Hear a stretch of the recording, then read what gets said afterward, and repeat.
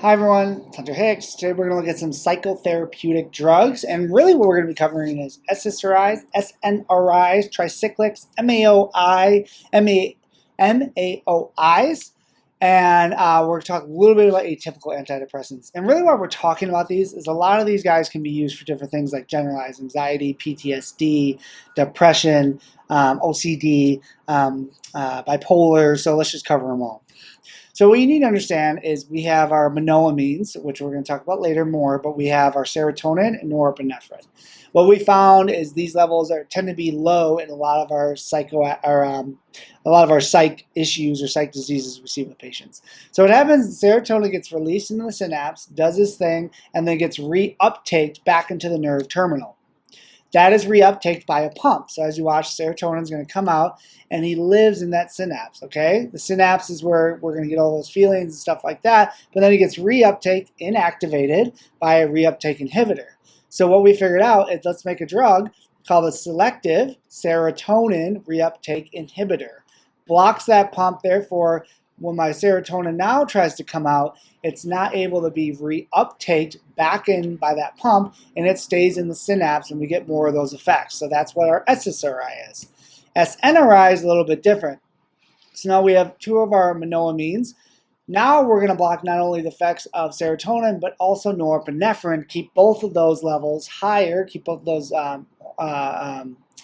keep them both higher in the synapse, right? So SNRI is serotonin norepinephrine reuptake inhibitor, which is SSRI, selective serotonin reuptake inhibitor. Either way, we are keeping more serotonin norepinephrine in the nerve terminals, which is great, and that seems to help a lot of our patients with anxiety, with depression, with OCD, and all these other things. Now, when we compare the two side by side, they're pretty similar. Now, good example of SSRIs or escitalopram or Lexapro, citalopram or Celexa. We have fluoxetine, which is Prozac, and sertraline, which is Zoloft. One of the most common things we see in a ton of people, and a big reason they hate these drugs, is sexual dysfunction. Now, some things you can do is weekend holidays, or you can try an atypical depressant like Wellbutrin, which we'll cover later. Outside of that, the next thing is weight gain, another thing that really ticks people off about this medication. So make sure they know about it and make sure they're watching it. Then we can also get something called serotonin syndrome. Serotonin syndrome, really, where they might get high blood pressure, hypothermia. They can have issues with their mental state, and then hyperreflexia. Now, really what we see serotonin syndrome is a lot of times if we're combining a lot of our antidepressants with our anti-anxiety meds, stuff like that, be very careful when we're doing that because a lot of these meds together can cause risk for serotonin syndrome because a lot of them are blocking norepinephrine. So be very careful of that, and they're also blocking serotonin. So be very careful of that. Sometimes you want to wait about 2 weeks in between these two medications, but just be watching that. Last but not least, a lot of our neonatal things, we get neonatal abstinence syndrome, so they have abnormal crying, restlessness, stuff like that, and we can get persistent pulmonary hypertension in a newborn if the mother is on these meds, possibly, and they are in labor. SNRIs like venlafaxine and duloxetine, we tend to hear it on commercials as Cymbalta. This does a lot of the same things SSRI does, but you also see a degree of nausea with it as well. So these are our two side-by-side of the two medications. Pretty similar, but they do have a little bit of their differences. This is just basic, much more, but it's what you need to know. Now, tricyclics are a little bit different. Tricyclics do the same thing where they're going to block the reuptake of serotonin and norepinephrine, as you can see on the left side, but they're also going to block reuptake of acetylcholine, which is why we get a lot of anticholinergic effects here, and histamine 1. Now, tricyclics can also be used for depression and stuff like that, but also can be used for fibromyalgia because they have found that this medication helps with their pain. Now, tricyclic antidepressants are going to be good examples, like amitriptyline is super common to see, and these are your leans and your pramamines, right? So amitriptyline, nototriptyline, podotriptyline, and then we have our other medications here. Now, big things with static hypertension, so make sure you're watching these guys for falls, anticholinergic effects like dry, can't pee, constipation, issues with their eyes, so we say can't pee, can't see, you know, that whole mnemonic. And then cardiac toxicity. So this is really if these people overdose on these. Now, it can cause toxicity just at normal doses, but not as common. It's more of an overdose. And why it's scary is because therapeutic index, meaning how safe the medication is very low on this. And you only really need 8 times the therapeutic dose to have a toxic dose. Things like prolonged QT, prolonged PR, prolonged QRS, cardiac depression, all those things can happen with these patients, and they can come into the ER very sick. A lot of times what we do is bicarb, bicarb, bicarb until we get that complex to come back.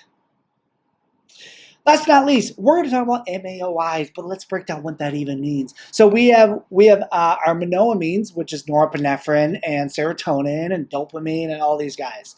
Well, we understand what those are now, but I want you to understand this. Those medications or those hormones, right? Neurotransmitters, when they come back into the nerve terminals, this monoamine oxidase, or MAO, breaks them down. There they go, bye-bye. He actually breaks them down. Well, I don't want that to happen, right? I don't want that to happen. I don't want my monoamine oxidase to break down my serotonin, norepinephrine. I want more available to go back out in the synapse. So we created a drug called monoamine oxidase, the guys that kill off these two neurotransmitters, inhibitors. So we inhibit the monoamine oxidase. Okay. Now, quick note about that. There is monoamine oxidase, the guys that break these down, in both A and B. What does that mean? A is what we care about more here because those are the guys that break down norepinephrine and serotonin. But we also have B, which is in the periphery, and they break down dopamine. And who does you think of when you think of dopamine? Other than schizophrenia, we think of our Parkinson's patients.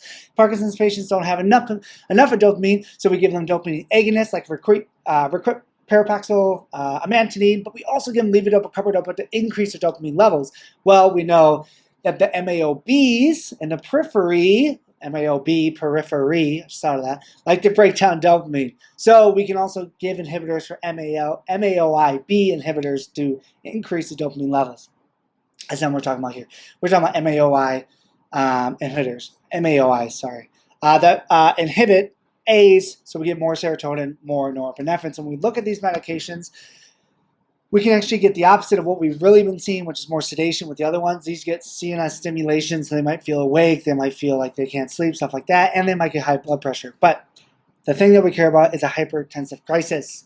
You're not seeing kind of a common thing with all these psych meds. We have neuromalignant syndrome, which is like possibly hypertensive, hyperthermia, all this stuff. We have serotonin syndrome, which is possibly high blood pressure, on top of hyperthermia and CNS effects. And then now we have a hypertensive crisis. So these all can cause these heightened effects sometimes.